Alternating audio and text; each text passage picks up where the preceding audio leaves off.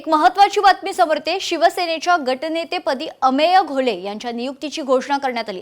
महापौर ऋतू तावडेंकडून अमेय घोले यांच्या नियुक्तीची घोषणा करण्यात आलेली आहे।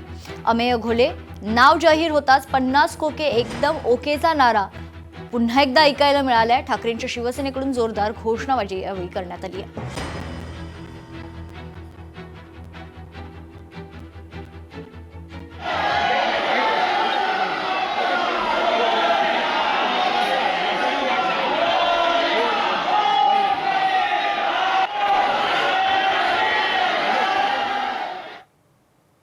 दिग्दर्शक रोहित शेट्टींच्या घराबाहेर गोळीबार प्रकरणात गोळीबारच्या घटनेत 6 आरोपींना अटक करण्यात आली आहे। राजस्थानमधील आरोपींना राजस्थानमधून अटक केल्याची माहिती असून आतापर्यंत एकूण 11 जणांना अटक करण्यात आली आहे।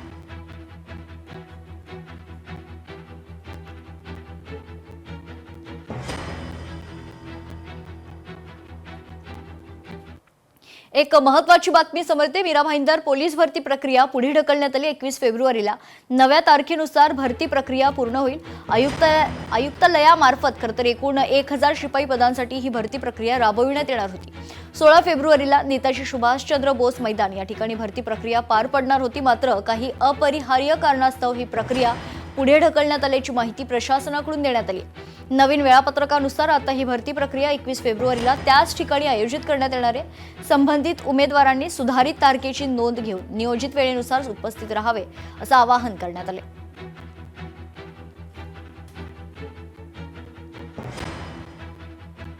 बीडमध्ये विद्युत तारेला चिकटून एका मुलाचा मृत्यू झाल्याची माहिती आहे। संबंधितांवर गुन्हा दाखल करण्यासाठी नातेवाईक आक्रमक झालेत। संतप्त नातेवाईकांचा धुळे सोलापूर मार्गावर ठिय्या पाहायला मिळाला। पोलीस आंदोलकांवर गुन्हे देखील दाखल करणार आहेत।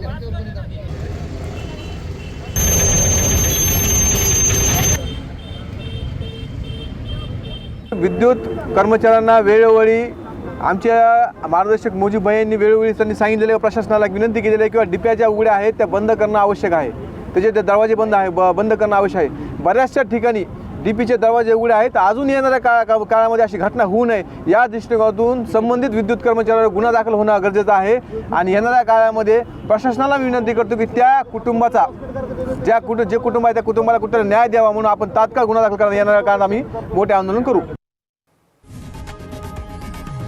लोकशाही मराठी ऐका, पहा, जागरूक रहा।